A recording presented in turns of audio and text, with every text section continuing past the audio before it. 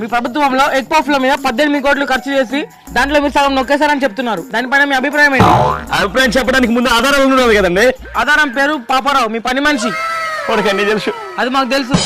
పాపారావు నమస్కారం అయ్యా. నిజాలు కానీ చెప్పామంటే ఈ భూమి మీద నువ్వు ఉన్నావు, గొడ్డలు పోతే గొడ్డలు దాచానండి, మీకు దొరకదు. అసలు ఎగ్ పఫ్లు కొనుగోలు ఎలా జరిగింది?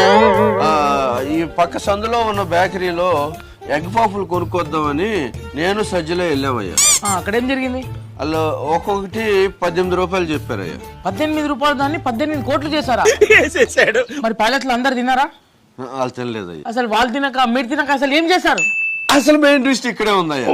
ఆ ఎగ్ పఫ్ల బ్యాడ్ స్మెల్ కి ప్యాలెస్ లోకి ఒక ఎలుక వచ్చింది. మరి ఎలుక తిందా? ఆ ఎలుకను పట్టుకోవడానికి ఇంకో 1,30,00,000 మళ్ళీ వీళ్ళే తిన్నారయ్యా. వామ్మో, పఫ్ల మీద 18 కోట్లు, ఎలుకను పట్టడానికి 1,30,00,000. దొబ్బేయడంలో కూడా 1+1 ఆఫరా? అలాంటి లోఫర్లు అయ్యాయి.